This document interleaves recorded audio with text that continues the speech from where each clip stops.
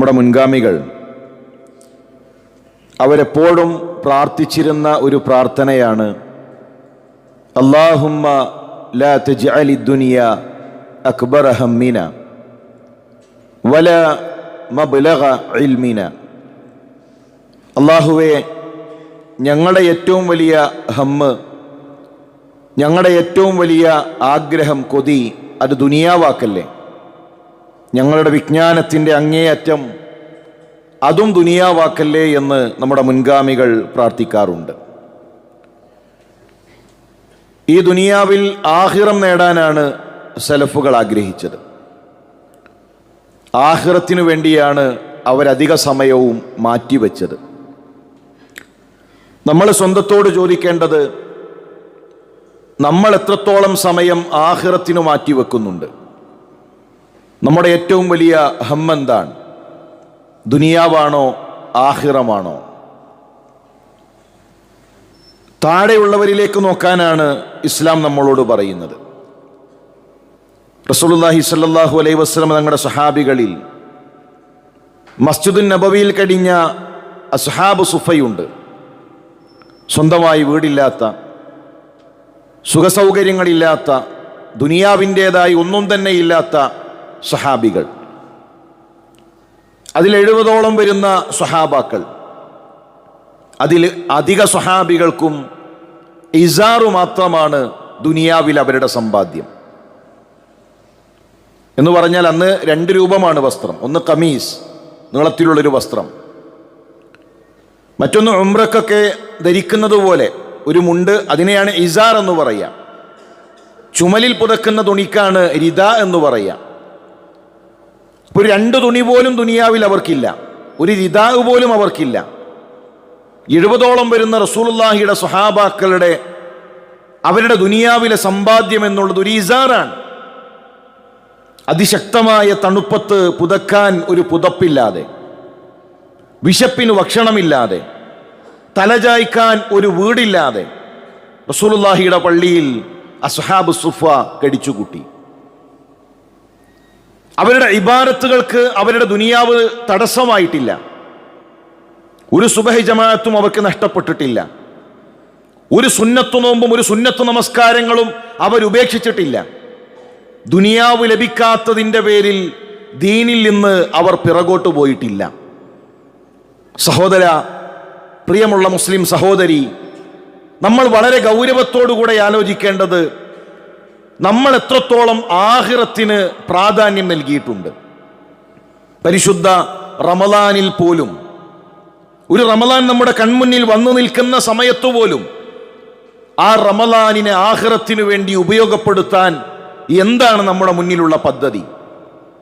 ആ റമളാനിനു വേണ്ടി എത്രത്തോളം സമയം നമ്മൾ മാറ്റിവെക്കുന്നുണ്ട്? മുൻഗാമികൾ എപ്പോഴും നമ്മളെ ഓർമ്മപ്പെടുത്തുന്ന ഒരു കാര്യം, കുല്ലുനാ ഖദ് ഐഖനൽ മൗത്ത്, എല്ലാവർക്കും മരിക്കുമെന്നുറപ്പാണ്. മരിക്കുമെന്നുറപ്പാണ്. നമ്മൾ കണ്ടിട്ടുണ്ടല്ലോ, തീന്മേശയിൽ വിഭവസമൃദ്ധമായ ഭക്ഷണങ്ങളുടെ മുന്നിൽ വെച്ചുകൊണ്ട് കുടുംബസമേതം ഒന്നിച്ച് ഭക്ഷണം കഴിക്കുന്നതിനിടയിൽ മരണപ്പെട്ടു വീഴുന്ന മനുഷ്യരെ നമ്മൾ കണ്ടിട്ടില്ലേ? കുടുംബവുമായി കളിചിരികൾ പറഞ്ഞിരിക്കുന്നതിനിടയിൽ മരണത്തിന് ഉത്തരം നൽകിയ മനുഷ്യരെ നമ്മൾ കണ്ടിട്ടില്ലേ? വാഹനം ഓടിച്ചുകൊണ്ടിരിക്കുന്നതിനിടയിൽ പെട്ടെന്ന് ഈ ലോകത്ത് നിന്ന് യാത്ര പറഞ്ഞവരെ നമ്മൾ കണ്ടിട്ടില്ലേ? പെട്ടെന്നുള്ള മരണങ്ങൾ. കുല്ലുനാ ഖദ് ഐഖനൽ മൗത്ത്, മരിക്കുമെന്നുറപ്പാണ്. ഒരുപക്ഷെ നമസ്കാരത്തിലായിരിക്കാം, ഒരുപക്ഷെ വാഹനം ഓടിച്ചുകൊണ്ടിരിക്കുകയായിരിക്കാം, കുടുംബവുമായി ഒന്നിച്ചിരിക്കുമ്പോഴായിരിക്കാം, ഏതെങ്കിലും ഒരു ആശുപത്രി വാർഡിൽ കിടന്നുകൊണ്ടായിരിക്കാം. വമാ നറാ ലഹു മുസ്തഇദ്ദൻ, എന്നാൽ ആ മരണത്തിന് വേണ്ടി ഒരുങ്ങുന്ന ഒരുത്തനെയും കാണുന്നില്ലല്ലോ. ഉറപ്പുള്ള മരണത്തെ, യഖീനായ മരണത്തെ എത്രയോ സൂചനകൾ നമ്മൾ കണ്ടു. മയ്യത്ത് കൊണ്ടുപോകുമ്പോഴാണ് ഒരാൾ ഉമർ റളിയല്ലാഹു തആലയോട് ചോദിക്കുന്നത്, ഉമറേ, ആരുടെ മരണമാണത്? അൻത, അത് നിന്റെ മരണമാണ്, അത് നിന്റെ മയ്യത്താണ്. ഒരു മരണം കേൾക്കുമ്പോൾ റബ്ബേ എനിക്കും മരിക്കാനുണ്ടല്ലോ എന്നാണ് ആലോചിക്കേണ്ടത്. ആ ഉറപ്പായ മരണത്തിനു വേണ്ടി വമാ നറാ ലഹു മുസ്തഇദ്ദൻ, അതിനുവേണ്ടി തയ്യാറെടുക്കുന്ന ഒരാളെയും കാണുന്നില്ലല്ലോ. വകുല്ലുനാ ഖദ് ഐഖന ബിൽ ജന്ന, സ്വർഗമുണ്ട് എന്ന് മനുഷ്യർക്ക് ഉറപ്പാണ്. ഈ ദുനിയാവും ആഖിറവും വെച്ചു നോക്കിയാൽ ആ സ്വർഗത്തിന് തുല്യമല്ല ദുനിയാവ്. സ്വർഗമാണ് ബാക്കിയാകുന്നത്.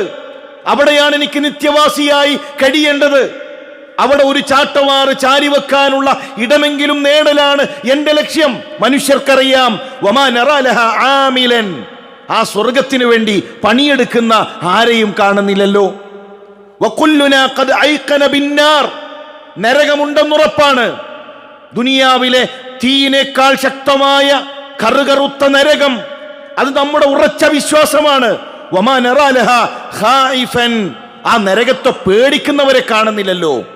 ഇപ്പോഴും ഹറാമുകളിലാണ്, ഇപ്പോഴും തോന്നിവാസങ്ങളിലാണ്. ഒഴിവു സമയങ്ങൾ ഹറാമിലേക്ക് ഇപ്പോഴും മാറ്റിവെക്കുകയാണ്. നരകത്തെക്കുറിച്ചുള്ള പേടി മനുഷ്യർക്ക് കാണുന്നില്ലല്ലോ. ഫഅലാ മാ തർജൂൻ വമാ അസൈതുൻ തൻളുറൂൻ, നിങ്ങൾ എന്താണ് ഇനി പ്രതീക്ഷിക്കുന്നത്? എന്താണ് മനുഷ്യരെ നിങ്ങൾ കാത്തിരിക്കുന്നത്? നിങ്ങളോട് ഏറ്റവും ചേർന്ന് നിൽക്കുന്നത് അൽ മൗത്ത്, മരണമാണ്. നമ്മൾ കരുതിയിട്ടുള്ളത് അവസാനമാണ് മരണമെന്നാണ്. ജീവിതത്തിൽ ഒരുപാട് കാലങ്ങൾക്ക് ശേഷം കണ്ടുമുട്ടാനുള്ളതാണ് മരണമെന്നാണ് നമ്മൾ കരുതുന്നത്. നമ്മുടെ ഒരു ജീവിതത്തിന്റെ ഒരു കാലഘട്ടം എടുത്താൽ നമ്മളോട് ഏറ്റവും അടുത്തു നിൽക്കുന്നതാണ് മരണം. മരണത്തിന് ശേഷം ബർസഖിൽ എത്ര കാലമാണ് നമുക്കുള്ളത്? മഹ്ശറിൽ എത്ര കാലമാണ് നമ്മൾ കാത്തിരിക്കുന്നത്?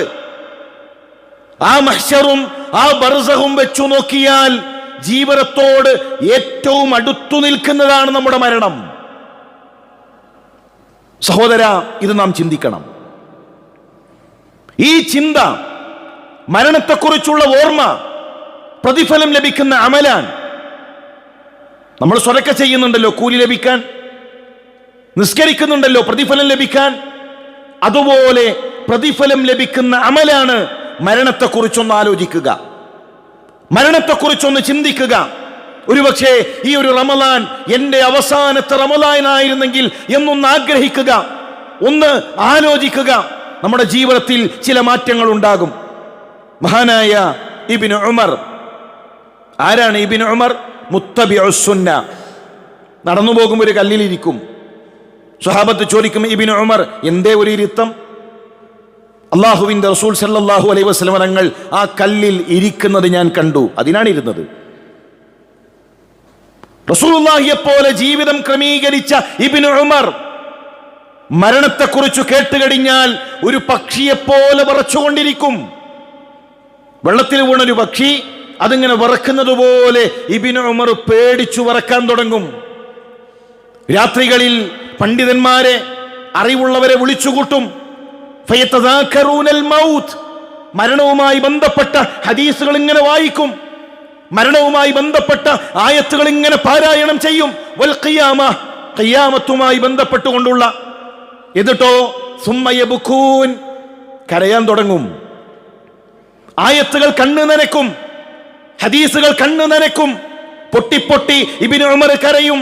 ഹത്താ കഅന്ന ബൈന ഐദീഹിം ജനാസ, പ്രിയപ്പെട്ട ഒരു മനുഷ്യന്റെ ജനാസയുടെ മുന്നിൽ നിൽക്കുന്നത് പോലെ മരണത്തിന്റെ ആയത്തുകളുടെ മുന്നിൽ ഇബ്നു ഉമർ കരയും, മരണത്തിന്റെ ഹദീസുകളുടെ മുന്നിൽ ഇബ്നു ഉമർ കരയും. സഹോദര, അങ്ങനെ ഒന്ന് നമ്മൾ ചിന്തിക്കണം. അങ്ങനെ മരണം നമ്മുടെ ചർച്ചയാകണം. നമ്മൾ ഓടുന്ന ഈ ദുനിയാവുണ്ടല്ലോ, ആ ദുനിയാവ് ഒന്നും നമുക്ക് നൽകില്ല. സമ്പത്തുണ്ടായിട്ട് എന്താണ്? മരണത്തിന്റെ സമയത്തൊരാശ്വാസം. സമ്പത്തുണ്ടെങ്കിൽ ഒരല്പം സൗകര്യങ്ങളുള്ള ഒരു ആശുപത്രിയിൽ നമ്മൾ മരിക്കും. കുറച്ച് സൗകര്യങ്ങൾക്ക് നടുവിൽ നമ്മൾ മരിക്കും. അല്ല എങ്കിലോ ഫലസ്തീനിലെ നമ്മുടെ സഹോദരന്മാരെ കണ്ടിട്ടില്ലേ? തെരുവുകളിൽ, പൊളിഞ്ഞ കൂരകളിൽ. നമ്മളൊരു പക്ഷേ ഒരല്പം കൂടെ മെച്ചപ്പെട്ട സൗകര്യങ്ങൾക്കിടയിൽ അങ്ങനെ നമ്മൾ മരിക്കും. ഡോക്ടർ വന്നിട്ട് ചോദിക്കും, വെന്റിലേറ്റർ ഒന്നാൽ ഊരല്ലേ, 2 ദിവസം നോക്കിയില്ലേ? മക്കളോട് ഇങ്ങനെ ചർച്ച ചെയ്യും. ആ വെന്റിലേറ്റർ ഊരുന്ന സമയത്ത്, ആ സമയത്ത് എന്റെയും നിങ്ങളുടെയും ഒരു പിടച്ചിലുണ്ടല്ലോ, അവസാനമായിട്ടുള്ള നമ്മുടെ ആ പിടച്ചിലുണ്ടല്ലോ. നമ്മുടെ കണങ്കാലുകൾ കൂട്ടിയടിക്കുന്ന ആ നിമിഷങ്ങളുണ്ടല്ലോ, അതൊന്ന് നമ്മൾ കാണണം, നമ്മളൊന്ന് ചിന്തിക്കണം. ഒരു സമ്പത്തും ആ സമയത്ത് നമ്മുടെ കൂട്ടിന് ഉണ്ടാവുകയില്ല. ചില ആളുകൾ പറയും നല്ല മരണം, എല്ലാ കുടുംബക്കാരുണ്ട്, മക്കളുണ്ട്, ചെറിയ മകൻ വെള്ളം കൊടുത്തിട്ടാണ് ഉപ്പ മരിച്ചത്, നല്ലൊരു മരണം. എന്താണ് പ്രിയമുള്ളവരെ, ലോകത്തുള്ള മുഴുവൻ മനുഷ്യരും നമ്മുടെ മരണത്തിന്റെ സമയത്ത് സാക്ഷ്യം വഹിച്ചാൽ ആ മനുഷ്യരെന്ത് ലഭിക്കുന്നു? എന്തെങ്കിലും ഒരു ആശ്വാസം, എന്തെങ്കിലും ഒരു സമാധാനം ലോകത്തുള്ള മുഴുവൻ മനുഷ്യരും നമ്മുടെ മരണത്തിന്റെ സമയത്ത് സാക്ഷ്യം വഹിച്ചാലും നമുക്ക് ലഭിക്കാനില്ല. അതുകൊണ്ട് നമ്മളൊന്ന് ഒരുങ്ങണം. ദുനിയാവല്ല നമ്മുടെ വിഷയം, നമ്മുടെ വിഷയം ആഖിറമാണ്, നമ്മുടെ വിഷയം പരലോകമാണ്. ആ പരലോകത്തിന് വേണ്ടി ഈ പരിശുദ്ധ റമദാൻ ഒരുപക്ഷേ എന്റെ ജീവിതത്തിൽ അവസാനത്തെ റമദാനാകാം. ഇനിയൊരു അവസരം റബ്ബെനിക്ക് നൽകിക്കൊള്ളണമെന്നില്ല എന്ന പേടിയോടുകൂടെ ഈ റമദാനിലേക്ക് നന്മകളിൽ മത്സരിക്കാൻ ഈ റമദാനിൽ നമുക്കൊരു പ്ലാൻ ഉണ്ടാകണം. മഹാനായ ഇബ്നുൽ ജൗസി അദ്ദേഹം പറഞ്ഞു, വഇയ്യാക വത്തസ്വീഫ്, നാളേക്ക് നീക്കിവെക്കുന്നത് നീ സൂക്ഷിക്കണേ. അത്തസ്വീഫു മിൻ ജുനൂദി ഇബ്ലീസ്, അത് ഇബ്ലീസിന്റെ സൈന്യമാണ്, ഇബ്ലീസിന്റെ പണിയാണ്. നാളേക്ക് അങ്ങനെ നീക്കിവെക്കും. റമദാൻ 1 മുതൽ ഖുർആൻ ഓതി തുടങ്ങാം. ചിലപ്പോൾ നല്ല രൂപത്തിലാണ് ഇബ്ലീസ് പറയാ, നമുക്ക് തോന്നും നല്ലതാണ് എന്ന്. ഇതാ റമദാൻ ആയിട്ടില്ലല്ലോ, അപ്പൊ റമദാൻ 1 മുതൽ ഓതി തുടങ്ങിയാൽ ആ ക്രമത്തിൽ ഇങ്ങനെ ഓതാം. ഇപ്പൊ സ്വരക്ക കൊടുത്താൽ കുറച്ചല്ലേ ഗടിയുള്ളൂ, കുറച്ചുകൂടെ കഴിഞ്ഞാൽ ഒരു 2 മാസമൊക്കെ കഴിഞ്ഞ് ബിസിനസ് ഒക്കെ ഒന്ന് റെഡിയായാൽ കൂടുതൽ കൊടുക്കാം, അപ്പൊ കൊടുത്താൽ മതി. ഇപ്പൊ കട സാമ്പത്തികമായിട്ട് കുറച്ചൊരു പ്രയാസത്തിലാണ്, അതൊക്കെ ഒന്ന് റെഡിയായാൽ, സാമ്പത്തികമായ ഒരു ഭദ്രത വന്നു കഴിഞ്ഞാൽ പിന്നെ സജീവാകണം, പിന്നെ ദീനി രംഗത്തുണ്ടാകണം. ഇത് ഇബ്ലീസിന്റെ പണിയാണ്. ദാരിദ്ര്യം മാറിയിട്ട്, എന്റെ തിരക്കുകൾ മാറിയിട്ട്, എന്റെ മറ്റെല്ലാ പ്രയാസങ്ങളും മാറിയിട്ട് എന്നിട്ട് ദീനിന് ഞാൻ സമയം നൽകും എന്ന് നമ്മളോട് പറയുന്നത്, നമ്മോട് മന്ത്രിക്കുന്നത് ഇബ്ലീസാണ്. എന്നിട്ട് കച്ചവടത്തിലെ ലാഭം കിട്ടിയിട്ട് ദാവാരംഗത്തേക്ക് ഇറങ്ങി എത്ര ആളുകളുണ്ട്? ഒരു കച്ചവടം, ഒരു കട അത് മെച്ചത്തിലായാൽ അടുത്തത് തേടിപ്പോകും, അത് കഴിഞ്ഞാൽ അടുത്തത് എവിടെ ലാഭമുള്ളതെന്ന് നോക്കും. ദീനീ പ്രവർത്തനത്തിന് കിട്ടൂല. അതുകൊണ്ട് സഹോദര, കഴിയുന്ന രൂപത്തിൽ ദീനിനു വേണ്ടി ഈ പരിശുദ്ധ റമദാനിനെ ഉപയോഗപ്പെടുത്താൻ നമുക്ക് സാധിക്കണം. മദീനയിലെ ഏറ്റവും ദരിദ്രരുടെ പേരെഴുതിയാൽ അതിൽ റസൂലുള്ളാഹി ഉണ്ട്. മദീനയിലെ ഏറ്റവും ദരിദ്രരുടെ പേരെഴുതിയാൽ, മദീനയിലെ ഏറ്റവും പട്ടിണിപ്പാവങ്ങളുടെ പേരെഴുതിയാൽ അതിൽ റസൂലുള്ളാഹി സ്വല്ലല്ലാഹു അലൈഹി വസല്ലം തങ്ങളുണ്ട്. എന്താ നമ്മുടെ ഉമ്മ പറഞ്ഞത്? വീടിന്റെ മുകളിലൂടെ ഹിലാലുകൾ മാറി മറിഞ്ഞു, വെള്ളവും ഈത്തപ്പഴവുമല്ലാതെ ഞങ്ങളുടെ വീട്ടിലുണ്ടായിട്ടില്ല. മരിക്കുന്ന സമയത്ത് പോലും പടയെങ്കി പണയത്തിലാണ് ഭക്ഷണത്തിനു വേണ്ടി. മദീനയിലെ റമദാനിലെ ഏറ്റവും അധികം ദാനധർമ്മം ചെയ്തവരുടെ പേരെഴുതിയാൽ അതിലും റസൂലുള്ളാഹി ഉണ്ട്. ഇതെങ്ങനെ സാധിച്ചു? മദീനയിലെ ഏറ്റവും ദരിദ്രനായ മനുഷ്യൻ, മദീനയിലെ ഏറ്റവും അധികം പ്രയാസം അനുഭവിച്ച, വിശപ്പ് സഹിച്ച റസൂലുള്ളാഹി മദീനയിലെ ഏറ്റവും വലിയ ധർമ്മിഷ്ഠനായതെങ്ങനെ? റമദാനിൽ ഏറ്റവും അധികം ദാനം ചെയ്തതെങ്ങനെ? മാറ്റിവെച്ചു. റമദാന്റെ മഹത്വം തിരിച്ചറിഞ്ഞു. നമ്മൾ വിശപ്പ് സഹിക്കുന്ന, പട്ടിണി അനുഭവിക്കുന്ന പ്രതിസന്ധികളിലൂടെ കഴിഞ്ഞു പോകുന്നവരാണെങ്കിലും പ്രിയമുള്ളവരെ, റമദാനിൽ ഒരു സ്വതക്ക നമ്മൾ മാറ്റിവെക്കണം. മറ്റുള്ളവരുടെ വിഹിതം കൊണ്ട് കഴിയുന്നവരാണെങ്കിലും റമദാനിൽ സ്വതക്കു വേണ്ടി, ദാനധർമ്മത്തിനു വേണ്ടി ഒരു വിഹിതം നമ്മൾ മാറ്റിവെക്കണം. അതിസമ്പന്നരായിട്ട് സ്വതക്ക ചെയ്യാൻ കാത്തിരിക്കേണ്ടതില്ല. ഒരുപക്ഷേ ഇതെന്റെ അവസാനത്തെ റമദാനാകാം, ഇനിയൊരു റമദാന് കൂടെ കണ്ടുമുട്ടാൻ അവസരം ലഭിച്ചുകൊള്ളണമെന്നില്ല എന്ന പേടിയോടുകൂടെ ഈ റമദാൻ നമുക്കനുകൂലമായി അള്ളാഹുവിന്റെ കോടതിയിൽ സാക്ഷി പറയുന്ന അവസ്ഥകൾ ഉണ്ടാകണം. അതിനുവേണ്ടി സമയം ക്രമീകരിക്കണമെന്ന് ഓർമ്മപ്പെടുത്തുകയാണ്. അള്ളാഹു സഹായിക്കട്ടെ.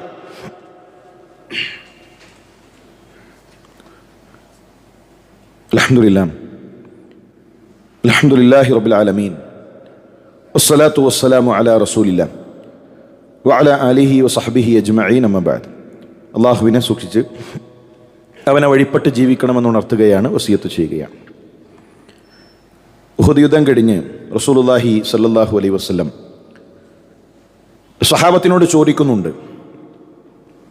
ശത്രുക്കൾ അവർ മക്കയിലേക്ക് മടങ്ങിയിട്ടുള്ളത് കുതിരപ്പുറത്താണോ അതല്ല ഒട്ടകപ്പുറത്താണോ? സ്വഹാബത്ത് ചെന്നു, കണ്ടു, നബിയെ ഒട്ടകപ്പുറത്താണ് അവരുടെ യാത്ര. ആ ചോദ്യം ചോദിക്കാനുള്ള കാരണം, കുതിരപ്പുറത്താണെങ്കിൽ തിരിച്ചു വരാൻ സാധ്യതയുണ്ട്, വീണ്ടും അക്രമത്തിന് സാധ്യതയുണ്ട്. ഒട്ടകപ്പുറത്താണ് എങ്കിൽ മക്കയിലേക്ക് തന്നെയാണ്, ഇനി തിരിച്ചു വരാനുള്ള സാധ്യതയില്ല. ഇത് റസൂലുള്ളാഹിയോട് സ്വഹാബത്ത് അറിയിച്ചു. പ്രവാചകൻ സല്ലല്ലാഹു അലൈഹി വസല്ലം സ്വഹാബത്തിനോട് പറയുന്നത്, നിങ്ങൾ ആരെങ്കിലും സഅദ് ബിൻ റബീഅയെ കണ്ടോ? സഅദ് ബിൻ റബീഅയെ ആരെങ്കിലും ഉഹുദിന്റെ രണഭൂമിയിൽ കണ്ടിട്ടുണ്ടോ? സഅദിനെ കണ്ടാൽ എന്റെ സലാം അറിയിക്കണം. ഞാനിതാ സഅദിനോട് സലാം പറഞ്ഞിരിക്കുന്നു, അതൊന്ന് അറിയിക്കണം. ഒരു അൻസാരി കൈപൊക്കി, അല്ലാഹുവിൻ്റെ റസൂലെ, ഞാൻ അറിയിക്കാം, ഞാൻ പറയാം. അദ്ദേഹം ഇങ്ങനെ നടന്നു ഉഹുദിന്റെ മണ്ണിൽ, മരണപ്പെട്ട ശുഹദാക്കൾക്കിടയിലൂടെ. അപ്പോഴാണ് കാണുന്നത് സഅദ് ബിൻ റബീഅ മരണവെപ്രാളത്തിലാണ്, പിടഞ്ഞുകൊണ്ടിരിക്കുകയാണ്, അതിശക്തമായ വേദന അനുഭവിക്കുകയാണ്. അൻസാരി അദ്ദേഹത്തോട് പറഞ്ഞു, അല്ലാഹുവിൻ്റെ റസൂൽ സല്ലല്ലാഹു അലൈഹി വസല്ലം നിങ്ങളോട് സലാം അറിയിച്ചിട്ടുണ്ട്. ആ കണ്ണ് നനഞ്ഞു. ജീവിതത്തിൽ ഏറ്റവും അധികം സ്നേഹിക്കുന്ന റസൂലുള്ളാഹിയുടെ സലാം. ഇനി റസൂലുള്ളാഹി സല്ലല്ലാഹു അലൈഹി വസല്ലം തങ്ങളെ കാണാൻ കഴിയില്ല. വൈകാരികമായ ഒരു നിമിഷമാണ്. വന്ന അൻസാരിയോട് ജസാക്കുമുല്ലാഹു ഖൈർ, അള്ളാഹു നിങ്ങൾക്ക് വലിയ പ്രതിഫലം നൽകട്ടെ, എൻ്റെ റസൂലുള്ളാഹിയുടെ സലാം നിങ്ങൾ എനിക്ക് അറിയിച്ചില്ലേ? എന്നിട്ട് സഅദ് ബിൻ റബീഅ നൽകുന്ന ഒരു വസിയത്തുണ്ട്. ഇന്ന സഅദൻ യഖൂലു ലക്കും, സഅദ് നിങ്ങളോട് പറയുന്നു, അൻസാരികളെ നിങ്ങൾ അറിയണേ, ലോകത്ത് നിന്ന് വിട പറയുന്നതിന് മുമ്പ് സഅദിന് നിങ്ങൾക്ക് നൽകാനുള്ള വസിയത്ത്, ലാ ഉദ്റ ലക്കും ഇൻദല്ലാഹ്, അല്ലാഹുവിന്റെ അരികിൽ കൂട്ടരെ നിങ്ങൾക്കൊരു ഉദ്റുമില്ല. പ്രവാചകൻ സല്ലല്ലാഹു അലൈഹി വസല്ലം തങ്ങളെ അവസാനത്തെ നിങ്ങളുടെ ശ്വാസം വരെ സംരക്ഷിക്കാതെ, നിങ്ങളുടെ ജീവന്റെ അവസാനത്തെ തുടിപ്പ് വരെ റസൂലുള്ളാഹിയെ സംരക്ഷിക്കാതെ നിങ്ങൾക്ക് അല്ലാഹുവിന്റെ മുന്നിൽ ഒരു ഉദ്റു പറയാൻ കഴിയില്ല. അത് സ്വഹാബത്ത് ചെയ്തു, ജീവിതം കൊണ്ട് അവർ കാണിച്ചു തന്നു. അതേ റസൂലുള്ളാഹിയെ ഇന്ന് തെറി പറയുന്നു, അതേ റസൂലുള്ളാഹിയെ ഇന്ന് തെറ്റിദ്ധരിപ്പിക്കപ്പെടുന്നു. അതേ പ്രവാചകൻ സല്ലല്ലാഹു അലൈഹി വസല്ലം തങ്ങൾ ഏതൊരു തൗഹീദിലേക്കാണോ വിളിച്ചത്, ആ തൗഹീദിൽ നിന്ന് ജനങ്ങളെ ശിർക്കിലേക്ക് വിളിക്കുന്നു. ആ പ്രവാചകന്റെ സുന്നത്ത് ജനങ്ങൾ വിസ്മരിച്ച് ബിദ്അത്തിലേക്ക് പോകുന്നു. ഇവിടെ എനിക്കും നിങ്ങൾക്കും ഒരു ബാധ്യതയില്ലേ? ശിർക്ക് വളരുമ്പോൾ, സുന്നത്തിൽ നിന്ന് ജനങ്ങൾ അകലുമ്പോൾ, ബിദ്അത്ത് വ്യാപിക്കുമ്പോൾ, ശക്തമായ പ്രവാചക വിദ്വേഷവും വൈരാഗ്യവും സോഷ്യൽ മീഡിയകളിലൂടെ പ്രചരിപ്പിക്കപ്പെടുന്ന കാലഘട്ടത്തിൽ നമ്മൾ അല്ലാഹുവിന്റെ അരികിൽ എന്ത് ഉദ്റു പറയും? പ്രിയമുള്ളവരെ, കഴിയുന്ന രൂപത്തിൽ ദഅവാ പ്രവർത്തനങ്ങളിൽ, അത്തരത്തിലുള്ള സംവിധാനങ്ങളിൽ നമ്മൾ ചേർന്ന് നിൽക്കണം. എല്ലാ തിരക്കുകളും കഴിഞ്ഞിട്ടല്ല ഇസ്ലാമിക പ്രബോധന പ്രവർത്തനങ്ങൾ. ഒരു ഓരത്തു നിന്ന് നോക്കിക്കാണുന്നവരല്ല. ഇത് എന്റെയും നിങ്ങളുടെയും ബാധ്യതയാണ്, ഉത്തരവാദിത്തമാണ് എന്ന തിരിച്ചറിവോടുകൂടെ നന്മകളിൽ മത്സരിക്കാൻ നമുക്ക് കഴിയണം. അല്ലാഹു അതിനുള്ള തൗഫീക്ക് നൽകി അനുഗ്രഹിക്കട്ടെ.